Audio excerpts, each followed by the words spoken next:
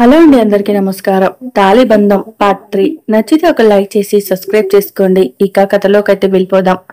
మరుసటి రోజు కూడా యథావిధిగా మహా ఉదయాన్నే లేచి రెడీ అయ్యి హాస్పిటల్ కి వెళ్ళబోతుంటే తనకి నిన్న కుమారి చెప్పింది గుర్తుకొస్తుంది. అర్జున్ బ్రేక్ఫాస్ట్ చేయలేదు అని. తన కోసం తనకు మళ్ళీ అర్జున్ అలాగే చేస్తాడేమో అని బ్రేక్ఫాస్ట్ చేసి హాస్పిటల్ కి వెళ్తుంది. అర్జున్ కూడా మహా తిని వెళ్ళింది అని తెలుసుకొని తను కూడా బ్రేక్ఫాస్ట్ చేసి ఆఫీస్ కి వెళ్ళిపోతాడు. అన్నట్టు అర్జున్ ఒక పెద్ద ఎంఎన్సీలో మంచి పొజిషన్ లో ఉంటాడు.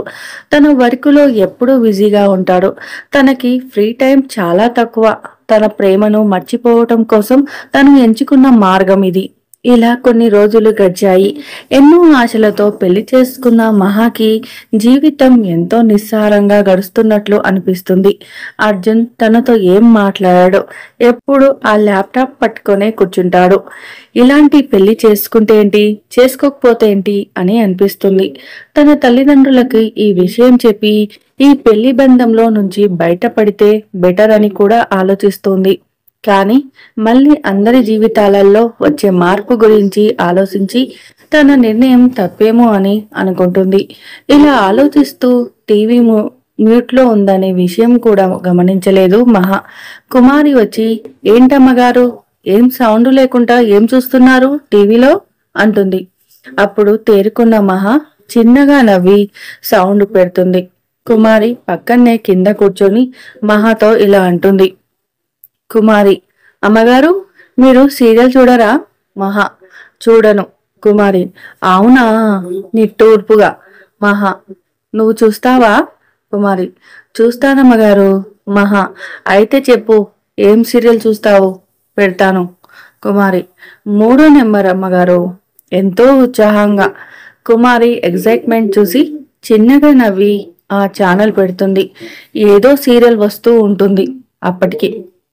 అది చూసి, ఇదే అమ్మగారు, నాకు ఇష్టమైన సీరియల్, చాలా బాగుంటుంది అని ఆ సీరియల్లో మునిగిపోతుంది. మహా కూడా ఇంకా ఏం చేయలేక ఆ సీరియల్ ని చూస్తూ ఉంటుంది. అందులో హీరో తన భార్యని అస్సలు పట్టించుకోడు.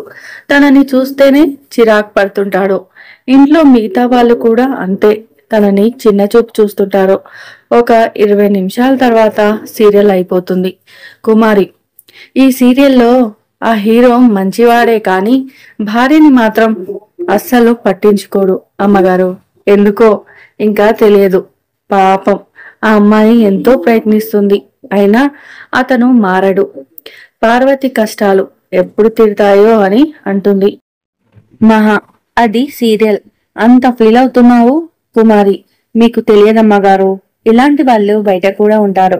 కారణం లేకుండా భార్యని బాధ పెడుతూ ఉంటారు. ఆ మాట వినగానే మహాకి మనస్సు చివుక్కుమంది. ఈ మాటలన్నీ బెడ్రూమ్ లో వర్క్ చేసుకుంటున్న అర్జున్ చెవిలో పడ్డాయి. అప్రయత్నంగానే వింటున్నాడు.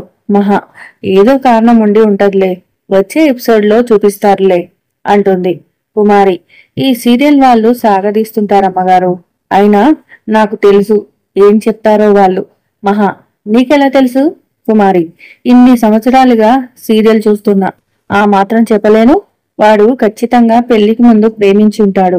ఆ పెళ్లికి ఇంట్లో వాళ్ళు ఒప్పుకోకుండా ఈ అమ్మాయినిచ్చి పెళ్లి చేశారు. అందుకే భార్యని కాల్చుకు తింటున్నట్లున్నాడు, మేదార్ సచ్చినోడు అని తిడుతుంది. మహా కంగు తింటుంది కుమారి మాటలకి.